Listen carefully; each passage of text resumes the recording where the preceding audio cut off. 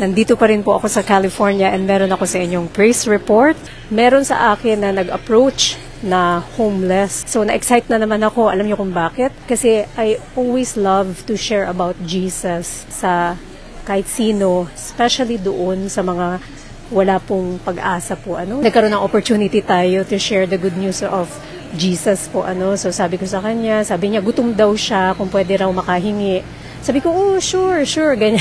Siyempre ako tuwang-tuwa na naman ako kasi meron na naman ako masisharean about Jesus. And sabi ko dun sa mama, sabi ko, you know, Jesus loves you. So, siyempre siguro po hindi niya po ina-expect, no, na may, unang-una na may magsa-stop dun sa road at kakausapin po siya.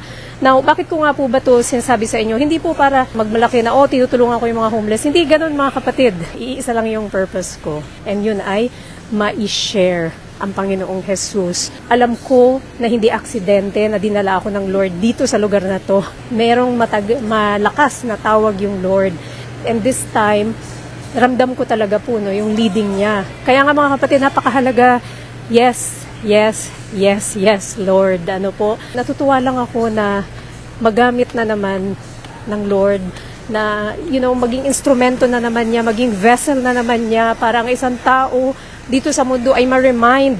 Akala nila yung circumstances nila kalugmok-lugmok, you know, homeless siya. But you know, in fact, the God of the universe who made him is looking after him. Tayo ay minsan ginagamit ng Panginoon bilang paalala sa mga taong nawawalan ng pag-asa na there is a God who knows about our circumstances. There is a God who is looking after us. Sabi nga po, no, sa salita ng Lord na tingnan niyo yung mga ibon. Hindi naman po sila nag-iimpok, pero tingnan niyo po yun. Sila po ay kumakain. Sila hindi pinapabayaan ng Panginoon. Kapag nililid ka, nararamdaman mo, nililid ka ng Lord to do something in the kingdom, I hope that yung magiging sagot mo is a yes. Kasi talaga pong nangangailangan ng napakaraming tao na maaninagan ng ilaw sa gitna ng kadiliman ng mundong ito po. Like this homeless guy, probably never niya in-expect na may magsa-stop doon kasi marungis po siya. So hindi siya sanay na may magsa-stop doon, nangingitian siya, makikipagkwentuhan sa kanya. Tapos sabi ko pa sa kanya, can I pray for you? Talaga nag-light up yung kanyang mata, ngumiti po siya kasi hindi yun common na nakikita nila rejection, yung mga tao parang kinadidirian sila. But you know, the moment kasi na ikaw ay masalba, the moment that you begin a relationship with Jesus, nag-iiba ang tingin mo sa mga tao.